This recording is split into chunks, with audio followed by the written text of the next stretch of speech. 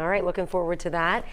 In weather news for you tonight, things are really going to change as we head into tomorrow. Yeah, Kevin Robinson joining us now.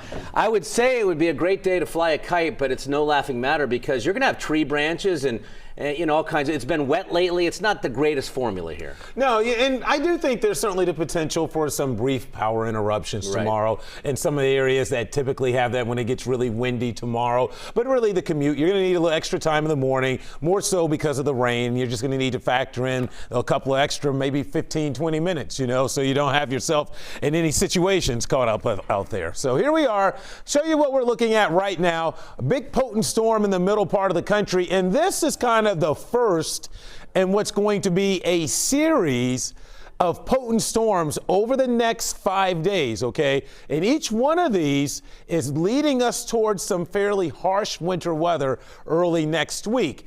Before then, these are primarily rainmakers for us. And we're going to be on the warm side of this system too. Meanwhile, if you're trying to head to the airports, if you have plans on traveling west towards Chicago, Kansas City, anywhere out there into the upper Midwest, it's going to be pretty nasty with a lot of snow for those folks. Here, though, it's rain and wind.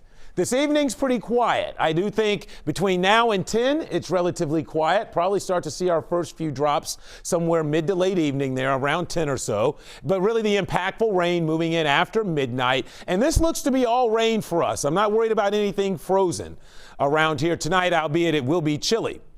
Now, tomorrow morning for the morning commute, even if the heaviest of the rain has temporarily tapered off, it's going to be very windy. There will be a lot of standing water, so there'll be a lot of that mist on the roads. That's why I say certainly an extra 15 minutes wouldn't be bad to factor in to your morning commute for tomorrow. Save yourself the hassle. But tomorrow's essentially a washout from start to finish all afternoon. About as close as you get around here. Even again, if the rain tapers occasionally, it's just going to be one of those nasty winter days.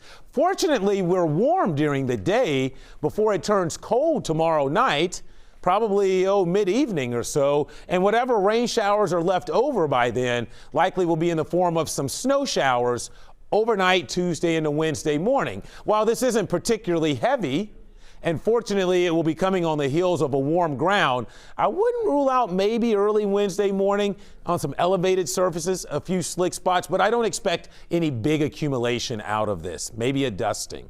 Wednesday's just windy and cold. Here's a look at your impact day, kind of breaking it down. Rain after 10 tonight, pretty much a soaker tomorrow. Some of the rain heavy. 1 to 2 inches of rain, a good bet. Could have some gusts close to 40 tomorrow evening with those winds. And the end result, wet roads, maybe a few power outages. And yes, much colder by Wednesday.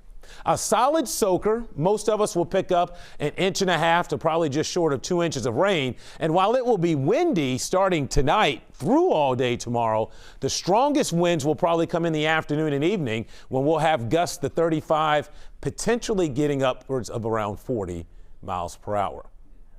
Here in the meanwhile, it's kind of quiet this evening. 37 right now. There's that east wind. I've been saying if you go out, you can kind of feel that wind picking up. That's how you know a storm's approaching. We'll see our temperatures briefly dip this evening, and then they'll start to climb back towards 40 by morning. That's why it's all liquid for us. So becoming windy tonight and wet, 35 for an overnight low. Tomorrow, 50. Temperatures will begin to drop, though, during the afternoon. Notice by 6, we're already back down into the 30s as we transition to maybe some snow showers in here for tomorrow night into Wednesday morning. All right, your 7-day forecast. I went ahead and left Wednesday a weather impact day just for the potential of maybe a few slick spots early. But then Thursday's a quiet day, and then another big wind and rain maker in here on Friday.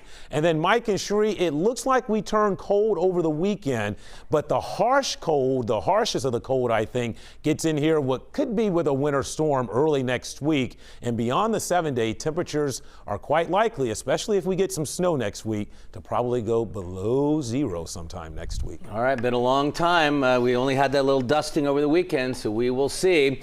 Getting